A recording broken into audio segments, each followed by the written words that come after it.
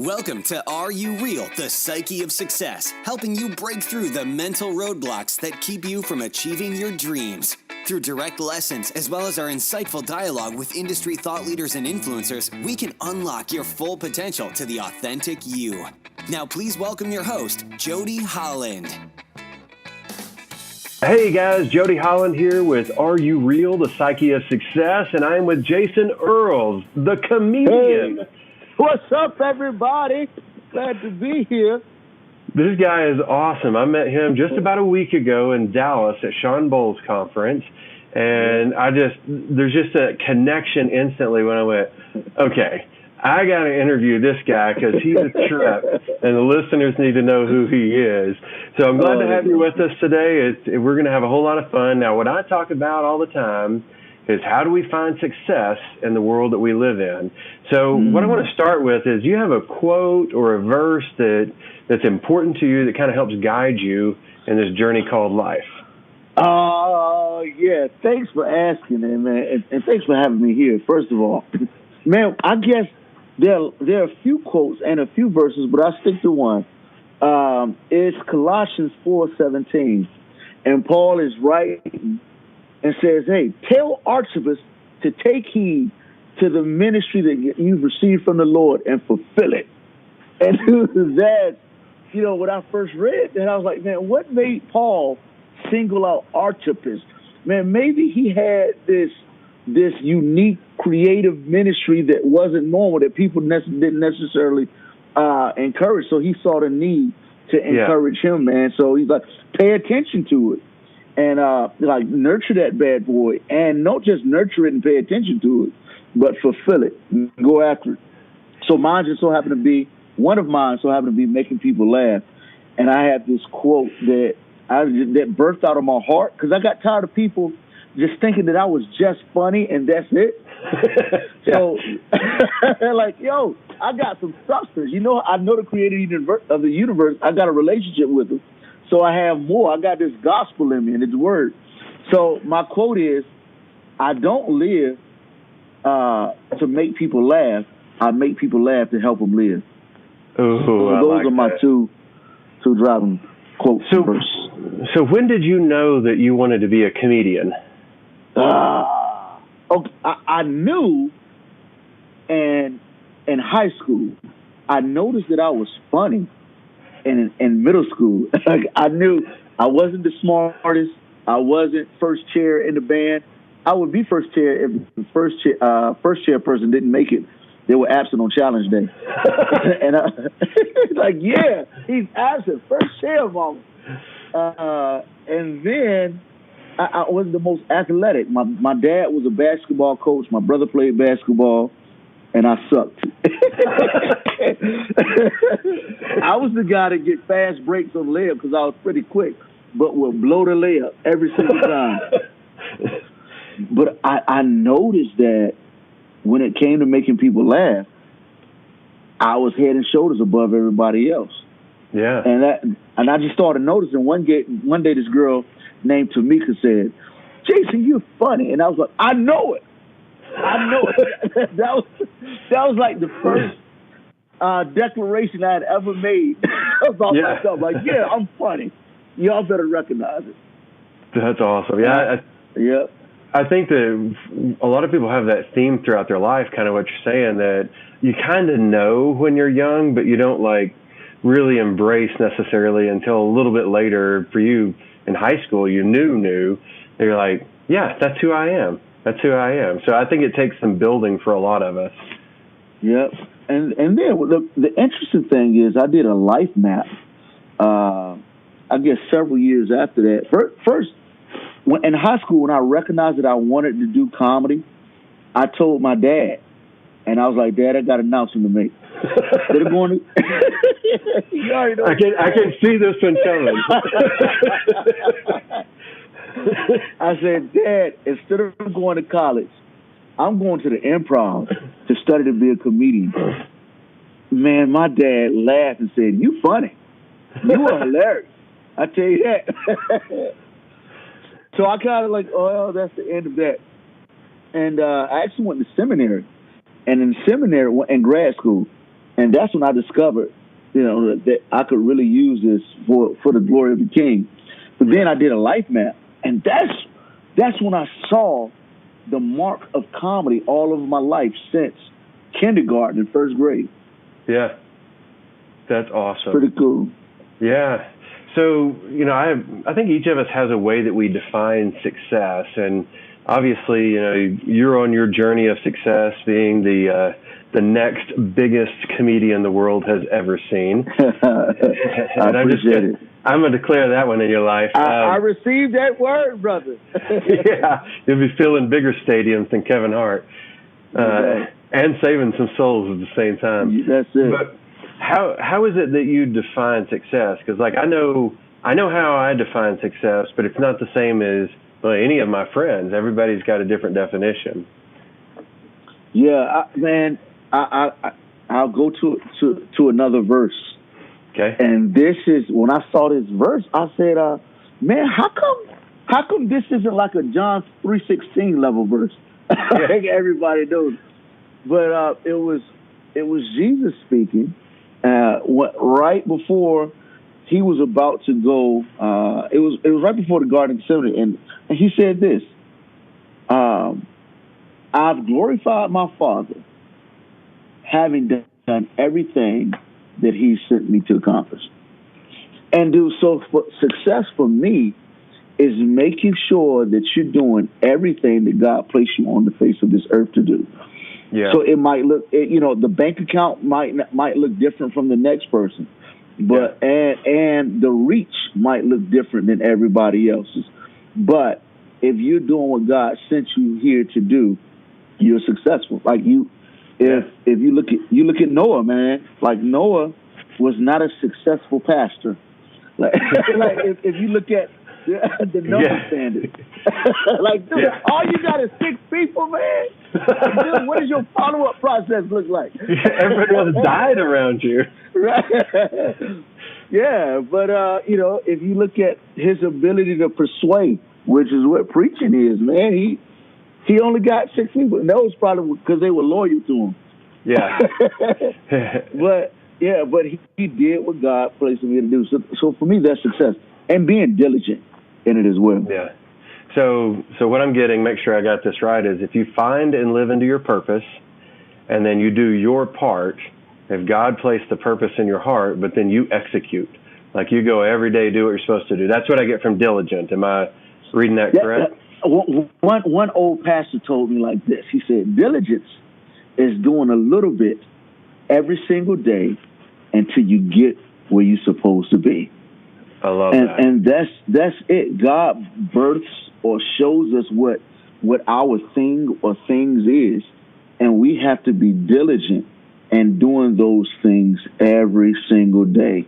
Just making sure that we're doing something to move the needle forward to accomplish that goal.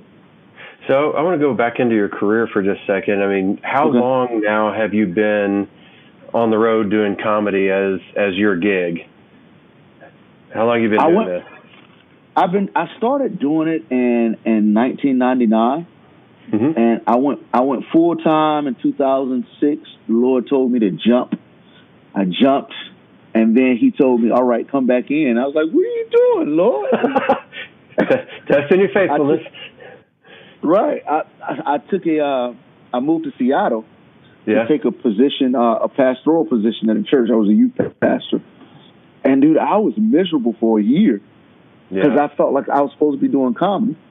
Of course, God knows more, man. What happened was I didn't see the recession coming.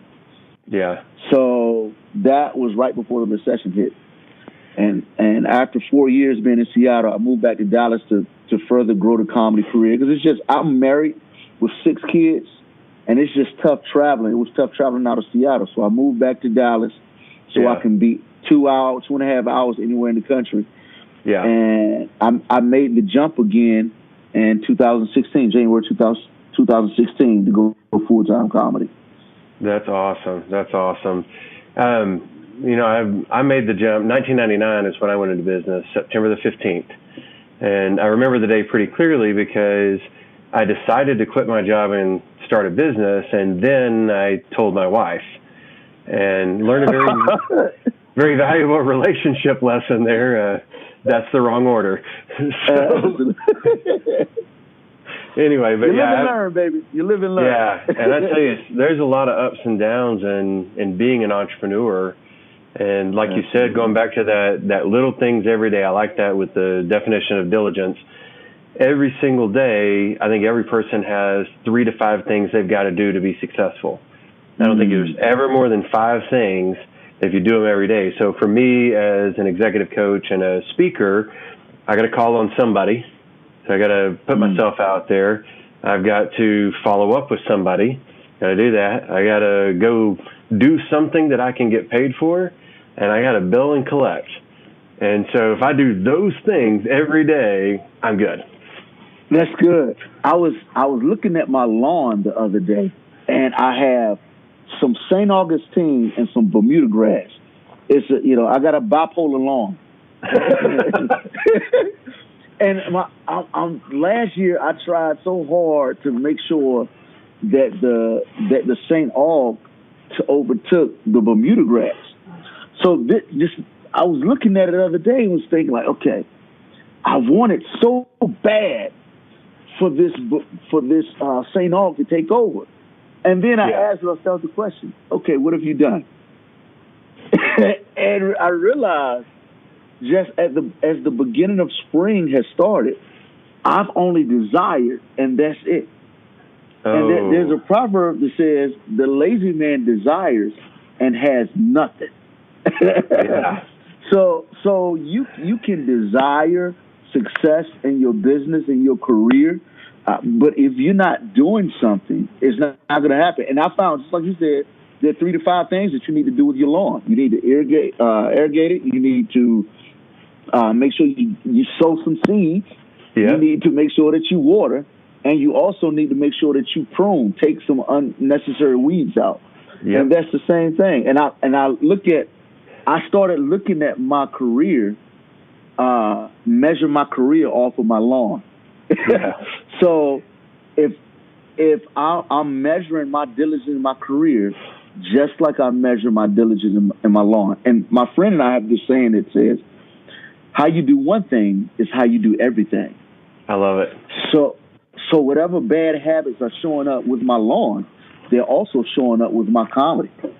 Yeah. Well, and you think about the weeding part, what is it that's in a person's life or in their business or in their family that needs to be plucked out? Because we have anger, or we have envy, or we have anything where we're trying to compare to other people in the world. I find that I don't do that well. And my business took off just incredibly the day that I said, I don't really care what other trainers are doing. Here's who I am. Here's what I do. And I don't need to be like anybody else. And anytime I come back to compare, it's like I'm bringing those weeds back in. So I love the lawn analogy. That's really good. Yeah, and that comparison, man, is so cancerous.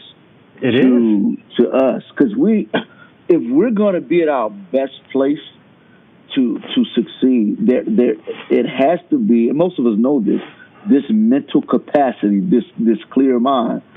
Yeah. And comparison clogs that up like nothing else. It's like a lot of like my daughter. I have 3 daughters, and so four ladies in the house. They can clog up a drain with their hair. Nothing else. Now my sons might use a lot of toilet paper, but nothing clogs a drain like hair. No. Comparison is like hair in a drain, man. It will clog some stuff up. Absolutely. That's why one verse that has helped me, because one of my best friends is one of the most successful comedians, especially in the clean world, and I travel with him. We do family outings together, and I'm always seeing this guy's success. And if I wasn't careful, I would consistently compare myself to him. But there's a verse in Psalms that says, promotion doesn't come from the east nor the west. It comes from the Lord. He promotes one and brings down another. And so every single platform, every single contact that comes through, every single deal that's sealed, that is not based off of what a person did necessarily. Some stuff I can learn, But promotion doesn't come from the east nor the west. Ultimately, it comes from God, man, and that's what helps me Absolutely. stay unclogged. So that's actually the perfect lead-in for my next question. You think about, there are times when things do get clogged up. You know, whether your mind gets jumbled or you just feel like you're in a rut. So when things are tough or things are not going your way, what do you do to get back on track? That's right. First, I go to my quiet space. And I consistently find myself in a place of self-examination. It's, you know, making sure that my heart, although my heart is deceitful and can trick me, I'm consistently trying to examine, okay, where you trying to trick me at? Okay. Yeah. And just, and examining my thoughts and where is my own thinking, where my own behavior. And then sometimes what's tricky when things slow down, sometimes you can instantly go to, what am I doing wrong? Yeah. But I think there's an evaluation of when things slow down or things aren't going well. Because sometimes it could be that you're just going through that crucible where tough things are happening so that the purity of what you do comes to the, shows itself, and that ugly stuff goes off. It gets out of the way. So I do that. Go ahead. I'm sorry. I would say, just remind me, I love Max Lucado's book On the Anvil, where he talks about how you purify gold, but you've got to be in the fire.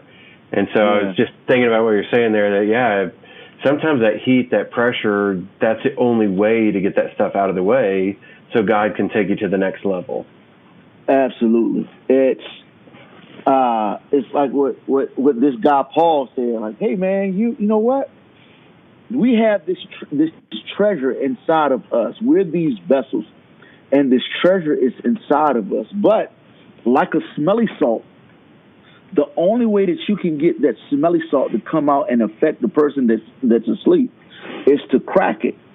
So sometimes things crack us so that the treasure inside of us oozes out. Yeah. And that's what slow seasons do. Sometimes they make you reevaluate. Okay, what else is inside of me that needs to come out? What book ideas are inside of me that has to come out? What new strategies that nobody has ever come up with needs to come out because we're stuck in this place? Yeah. You know, kind of like the little dog or the little cat that you back up into the corner.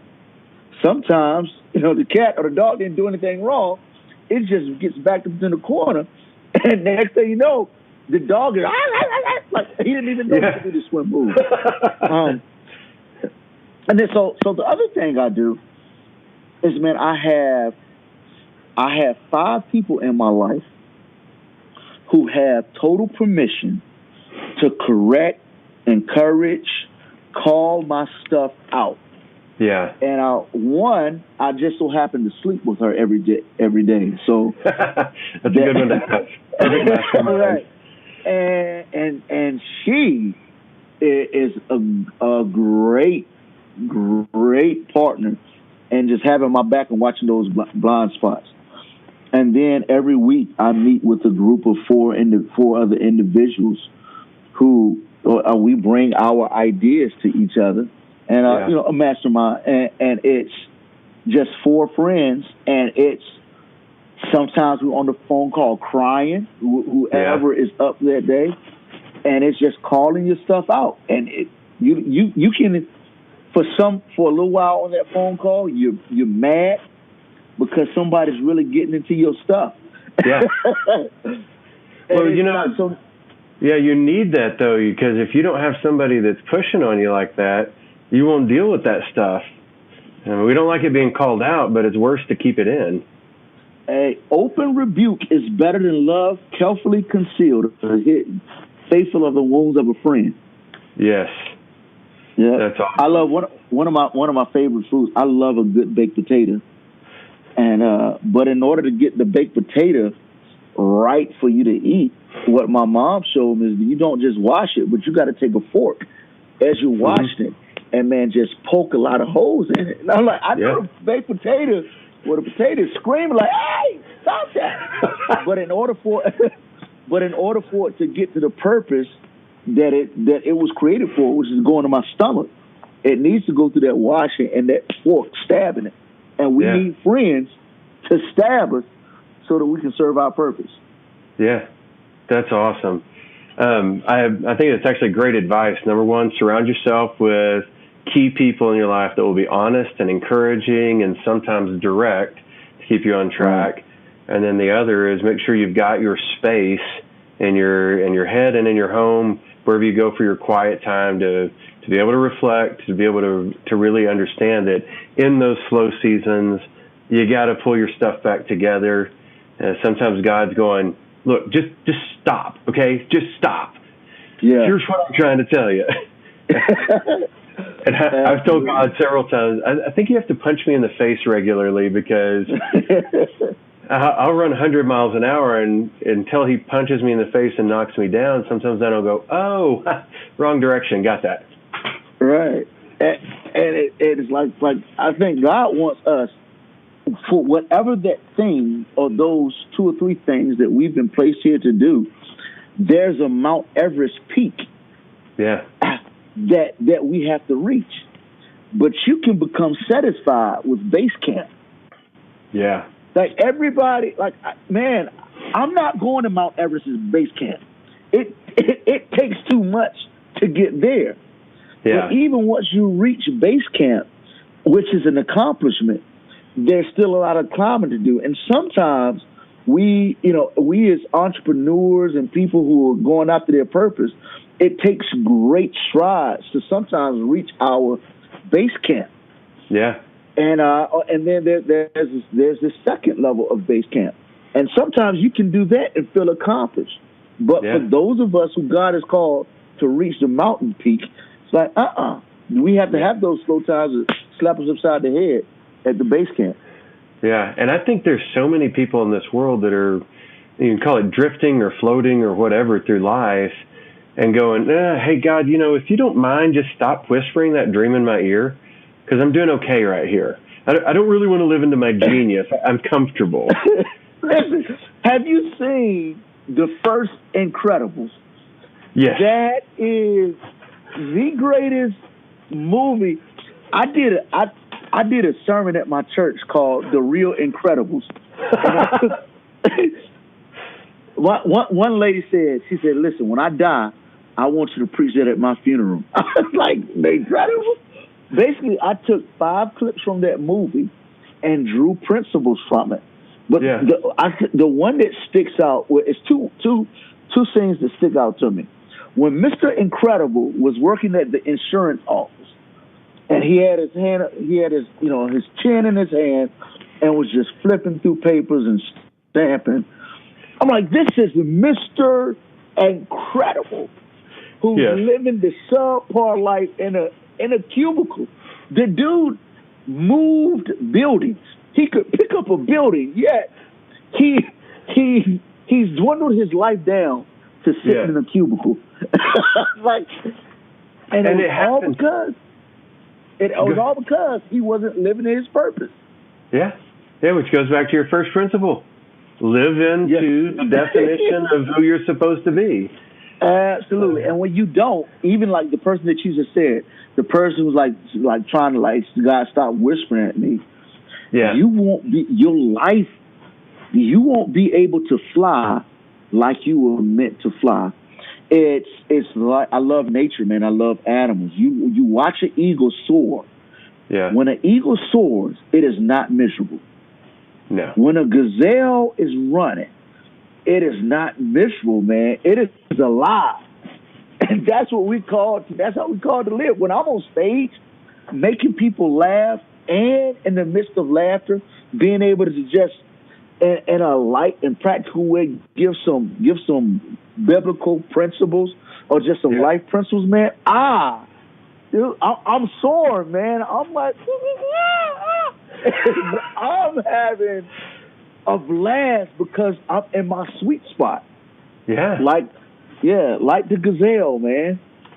That is awesome.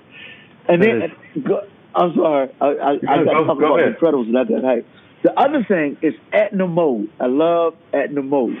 When Mr. Incredible went to get his his uniform, his you know what I'm saying. His uniform, His suit. When he went to get his suit sewed up, Etna Mode said, no, old fashioned. And she started designing him. So he was excited about this new design. And he wanted a cape. And she said, no, capes get you in trouble. And she started running down the list of all the superheroes whose life had ended because of the cape. And then she said, no capes. And that goes back to what we were saying about the weeds. It's we want capes because they look good, they feel good, but capes actually get in our way. It's like you got to lay aside every weight and cape that easily gets in your way of this race, man. That's a good way of looking at it. We enjoy capes because of the glamour and the glitz and glam that it brings. Yeah. And they get in the way. Yeah. Okay, so that actually is perfect lead in here. So we have all of these things that we want, but we know the things that we need as well.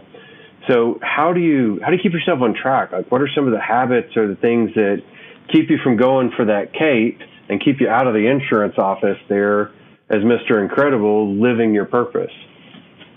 Yeah, I think it was Michael Hyatt that says what dreams need to be broken down into measurable steps that we keep in front of us.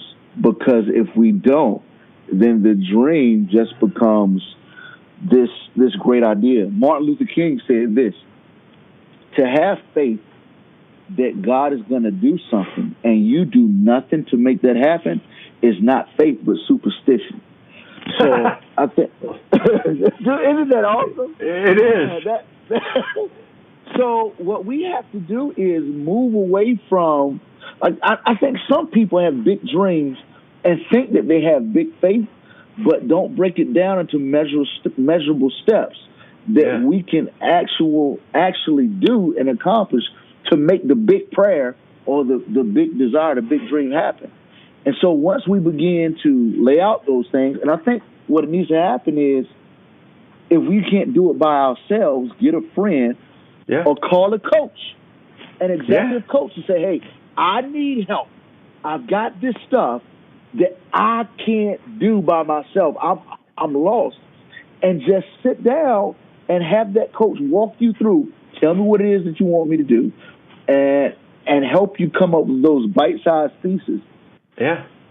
So that you can eat that huge elephant one bite at a time.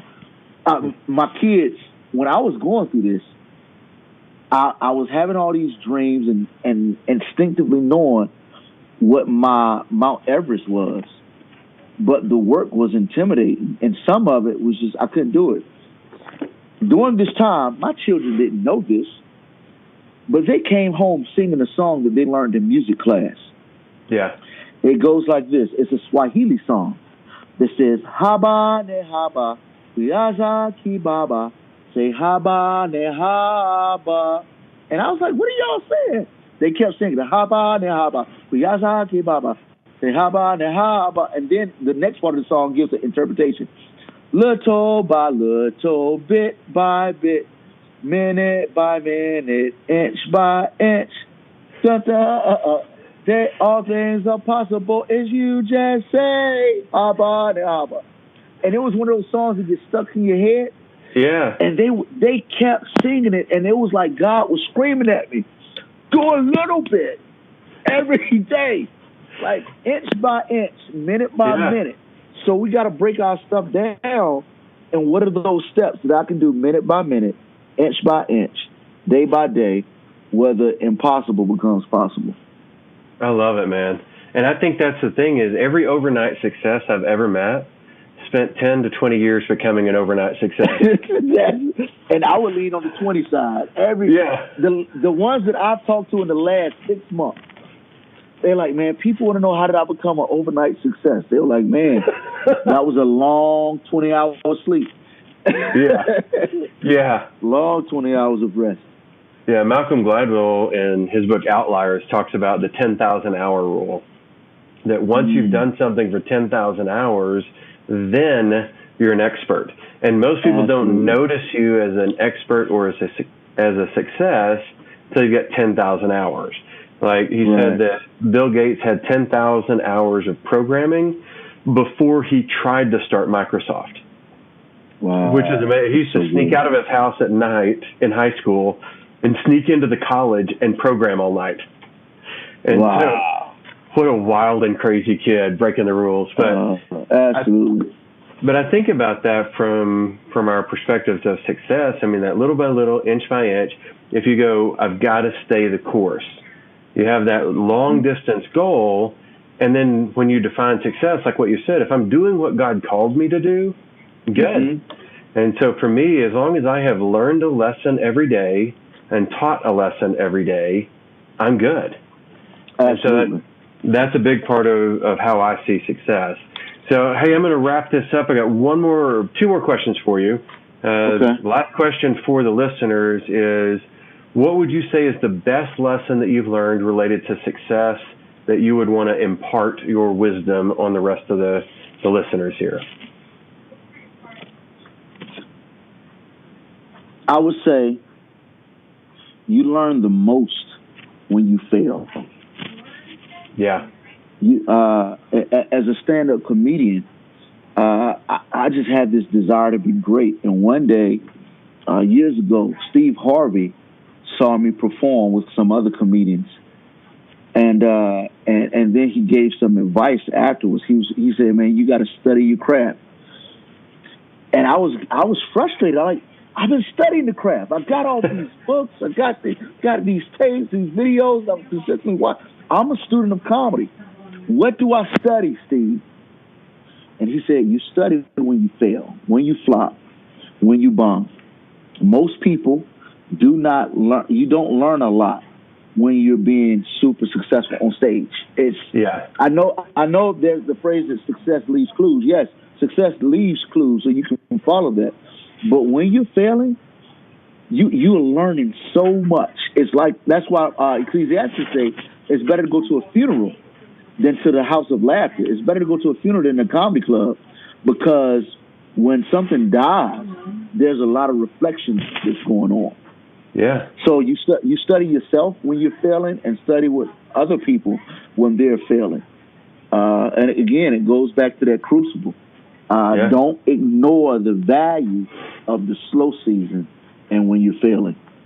That's awesome.